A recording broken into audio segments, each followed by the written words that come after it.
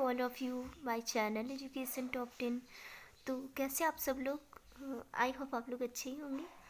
तो आज मैंने जो आपके चाइल्ड डेवलपमेंट पेडागोजी के कुछ प्रैक्टिस सेट पे आज के प्रैक्टिस सेट में मैंने कुछ क्वेश्चंस रखे हैं जो आपके टेट लेवल के एग्जामिनेशन के लिए बहुत ही इंपॉर्टेंट है। तो आपको इन क्वेश्चंस को मेरे साथ पढ़ना होगा, साथ ही नोट डाउन भी कर लीजिएगा क्योंकि क्वेश्चंस बहुत इंपॉर्टेंट है।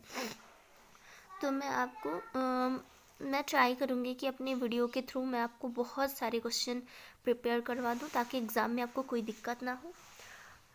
तो आपको भी मेरा सपोर्ट करना होगा फ्रेंड्स, मेरे वीडियो को ज़्यादा से ज़्यादा शेयर करना होगा, साथ ही लाइक करना होगा। तो आप और मेरा दोनों का सहयोग होना चाहिए एक दूसरे के लिए। तो चलते हैं आज के क्वेश्चंस की ओर फ्रेंड्स, बने रहें आप हमारे साथ। तो पहले क्वेश्चंस की ओर चलेंगे। देखिए यहाँ पहला क्वेश्चन क्या कह रहा है फ्रेंड्स, कह रहा है बुद्धि के परिणामों के आधार पर, क्या कह रहा है, बुद्धि के परिणामों के आधार पर सामान्य संभावना वक्र किसने प्रस्तुत किया। तो फ्रेंड्स किसने प्रस्तुत किया, टर्मन ने। किसने प्रस्तुत किया, टर्मन ने। फ्रेंड्स जैसा कि आपको पता ही होगा कि बुद्धि पे सबसे पहला काम किसने किया, बिने ने। किसने किया, बिने ने। कब किया, 1905 में। कब किया, 1905 में किया बिने ने, बुद्धि पर परीक्षण किया। तो अपने किस स्केल के द्वारा, बिने, साइमन स्केल के द्वारा। और इसने मानसिक आयु का भी प्रत्यय किसने दिया, बिने ने। तो बिने ने बुद्धि को सबसे पहले उसमें परीक्षण किया। दूसरा क्वेश्चन चलते हैं, बाल केंद्रित शिक्षा क्या होती है फ्रेंड्स, बाल केंद्रित शिक्षा क्या होती है। तो कलर दूसरा ले लेती हूँ क्योंकि सेम कलर फिर आपको स्क्रीन पे दिखे ही नहीं। बाल केंद्रित शिक्षा वह शिक्षा होती है जिसमें शिक्षा का केंद्र बिंदु क्या होता है, बालक। क्या होता है फ्रेंड्स, बालक। बाल केंद्रित शिक्षा का मतलब ही होता है बालक से, ठीक है। ऐसी शिक्षा जिसमें मुख्य केंद्र बिंदु जो होता है वो बालक होता है। ऐसी शिक्षा बालकों की रुचि, यानी बालकों को जो पसंद होगा, उनकी जितनी क्षमता होगी सीखने की, इन प्रवृत्तियों को ध्यान में रखकर ही प्रदान की जाती है, ठीक है। यानी कि बाल केंद्रित शिक्षा में बालकों को विशेष माना जाता है, आपको इस चीज़ को ध्यान रखना है। क्वेश्चन नंबर तीसरा क्या कह रहा है, चलते फ्रेंड्स, प्रगतिशील शिक्षा के जनक कौन है। तो कौन है फ्रेंड्स, जॉन डीवी। कौन है, जॉन डीवी ने प्रगतिशील शिक्षा का जनक कहा जाता है। उसके बाद चौथा क्वेश्चन कह रहा है प्रोजेक्ट विधि के जनक कौन है।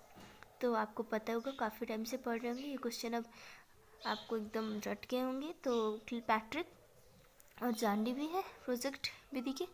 उसके बाद नेक्स्ट क्वेश्चन पांचवा कह रहा है प्रगतिशील शिक्षा किस पर आधारित है। प्रगतिशील शिक्षा किस पर आधारित है फ्रेंड्स।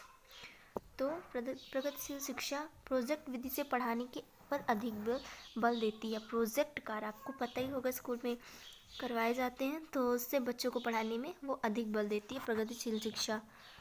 जब बच्चे करके सीखते हैं वो ज़्यादा सीख पाते हैं, ठीक है फ्रेंड्स। बालकों के नैतिक विकास के जनक कौन माने जाते हैं। तो नैतिक विकास के जनक किसे कहा जाता है, कोहलबर्ग को। कौन है फ्रेंड्स, कोहलबर्ग नैतिक विकास के जनक, ठीक है। Father of morality. नैतिकता का क्या अर्थ है फ्रेंड्स। देखिए मैं आपको एक चीज़ बता दूँ, अपनी नैतिकता होगी तो आप वैसे भी समाज में सबसे ऊंचा स्थान होगा। मॉरलिटी तो बालक में नैतिक गुणों का विकास करना ही नैतिकता है। जैसे झूठ ना बोलो, हम बच्चों को सिखाते हैं, जब बच्चे बड़े होते हैं तो हम सिखाते हैं किसी से झूठ ना बोलो, अपनों से बड़ों का सम्मान करो, एक दूसरे की सहायता करो और बड़ों की आज्ञा का पालन करो, सब मिलजुल कर रहो। तो जो भी अच्छे अपने अंदर कैरेक्टर होते हैं हम बच्चों को सिखाते हैं, जिससे बच्चा समाज में एक अच्छा नागरिक बन पाता है। तो इन गुणों को ही क्या कहते हैं, नैतिक। इनको क्या कहते हैं, नैतिक गुण, ठीक है। और इसको नैतिकता कहते हैं, ठीक है फ्रेंड्स। नेक्स्ट क्वेश्चन चलते हैं। आठवां क्वेश्चन कह रहा है कोहलबर्ग ने नैतिक विकास को कितने चरणों में बांटा। तो इसके भी चरण कोहलबर्ग ने बताए हैं। नैतिक विकास के 3 चरण में बांट दिए हमने। पहला पूर्व रूढ़िगत नैतिकता का स्तर 0 से 4 वर्ष होता है, 0 से 4 वर्ष। फिर जब उससे बड़ी स्टेजेज होती हैं जैसे 10 से 13 वर्ष में दूसरा रूढ़िगत नैतिकता का स्तर। तीसरा उत्तर रूढ़िगत नैतिकता का स्तर 13 से अधिक वर्ष में। कब, 13 से अधिक वर्ष में। कितने चरणों में फ्रेंड्स बांटा है, 3 चरणों में। कितने चरणों में, 3 चरणों में।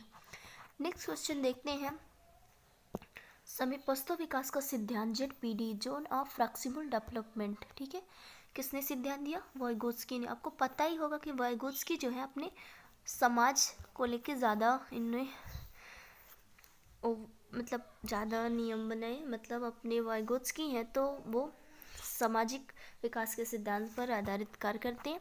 इसके बाद 10वां क्वेश्चन देखेंगे, वाइगोत्स्की कहाँ के निवासी हैं? तो वाइगोत्स्की कहाँ के? रूस के निवासी। कहाँ के निवासी हैं फ्रेंड्स? रूस के निवासी हैं वाइगोत्स्की। ठीक है। अंधों की लिपि के जनक कौन है? यानी कि अंधों की लिपि के जनक कौन है फ्रेंड्स? Louis Braille. आपको काफ़ी दिन से क्वेश्चन देखने को मिल रहा होगा, लुई ब्रेल अंधों की लिपि के जनक माने जाते हैं। क्वेश्चन नंबर नेक्स्ट पढ़ते हैं फ्रेंड्स, क्या लिखा है? नेक्स्ट क्वेश्चन कह रहा है आपका, कह रहा है LKG UKG, ठीक है, ये जो किंडर गार्डन होती हैं इनकी पद्धति के जनक कौन है? कौन है? फ्रोवेल महोदय। कौन है फ्रेंड्स? फ्रोवेल महोदय। और मॉन्टेसरी भी ना बच्चों के लिए ही घर की हैं, मारिया मॉन्टेसरी डॉक्टर है, तो इन्होंने भी। और LKG UKG के जनक हैं, ये किंडर गार्डन पद्धति है, इनके जनक फ्रोवेल है। ठीक है। फिर नर्सरी के जनक कौन है? नर्सरी, इन्होंने, मैंने बताया पिछले क्वेश्चन में कि इन्होंने नर्सरी मतलब मौर्य मॉन्टेसरी जो डॉक्टर है, इन्होंने मॉन्टेसरी पद्धति भी दी और नर्सरी पद्धति के जनक भी कहे जाते हैं। ओके। फिर प्रयत्न और भूल का सिद्धांत किसने दिया फ्रेंड्स? तो आपको पता ही होगा, प्रयत्न और भूल का सिद्धांत थॉर्नडाइक ने दिया। किसने दिया फ्रेंड्स? थॉर्नडाइक ने दिया। तो थॉर्नडाइक से आपके एग्जाम में क्वेश्चन, बहुत सारे क्वेश्चन बनते हैं, तो आपको अच्छे से पढ़ लेना है थॉर्नडाइक को, और थॉर्नडाइक में क्वेश्चन कंप्लीट करनी है। तो नेक्स्ट चलते हैं। नेक्स्ट क्वेश्चन, प्रयास और त्रुटि का भी सिद्धांत दिया, प्रयत्न भूल सिद्धांत। थॉर्नडाइक ने जितने भी नियम दिए उनको ध्यान से पढ़ना। जितने सिद्धांत, अनुकूलित अनुक्रिया या क्लासिकल अनुबंधन का सिद्धांत किसने दिया? तो पावलोव ने। किसने दिया? पावलोव ने क्लासिकल कंडीशनिंग थ्योरी दी। ठीक है। ये आपका CDP बहुत इंपॉर्टेंट क्वेश्चन है, आपको नोट कर लेनी है। फिर एक क्रिया प्रसूत अनुबंधन सिद्धांत किसने दिया फ्रेंड्स? तो आपको पता है जिसने दिया उसका नाम है स्किनर। और स्किनर किसके लिए जाने जानते हैं फ्रेंड? तो चूहों में इन्होंने प्रयोग किया था। किसने? चूहों और कबूतरों पे स्किनर ने। स्किनर, और जिस बॉक्स में प्रयोग किया उसे क्या कहते हैं? स्किनर बॉक्स कहते हैं। ओके। इसके बाद 70 नंबर का क्वेश्चन कह रहा है फ्रेंड्स, क्या कह रहा है? जीन पियाजे किस विचारधारा के? तो आपको पता होगा जीन पियाजे संज्ञानात्मक विचारधारा के प्रवर्तक समर्थन थे। कौन सी? संज्ञानात्मक विचारधारा के प्रवर्तक जीन पियाजे माने जाते हैं। क्वेश्चन नंबर 18 कह रहा है जीन पियाजे किस देश के निवासी हैं? तो जीन पियाजे स्विट्जरलैंड के निवासी हैं। कहाँ के निवासी हैं फ्रेंड्स? स्विट्जरलैंड के निवासी हैं। अब 90 नंबर का क्वेश्चन कह रहा है जीन पियाजे ने अपने किस पर प्रयोग किया? तो उन्होंने अपनी खुद की पुत्री, अपनी 2 पुत्री थी और एक पुत्र, उन पे प्रयोग किया था। ठीक है। मतलब उन्होंने सारी स्टेजेस बताई थी जीन पियाजे ने कि बच्चा कौन से स्टेज पे क्या करता है, कितना उसको सीखना चाहिए, किस स्टेज में हम बच्चों को कौन से गुण को डेवलप्ड कर सकते हैं। तो ये चीज़ें जीन पियाजे ने बताई थी, आपको ध्यान रखना है। फिर इसके बाद चलते हैं, वो कौन सा मनोवैज्ञानिक जो पहले जीव विज्ञान के प्रोफेसर थे, बाद में मनोविज्ञान के प्रोफेसर बने? तो आपके जीन पियाजे ही पहले मनोवैज्ञानिक थे, जिन्होंने पहले जीव विज्ञान के प्रोफेसर, उसके बाद मनोविज्ञान के प्रोफेसर बने। मिलते हैं नेक्स्ट वीडियो में। तब तक के लिए सभी को धन्यवाद। सभी अपना पढ़ाई करिए और एग्ज़ाम क्वालिफाई करिए, अपनी ज़िंदगी में बहुत प्रगति करिए, मेरी यही दुआएं हैं आपके साथ। तो मिलते हैं नेक्स्ट वीडियो में फ्रेंड्स।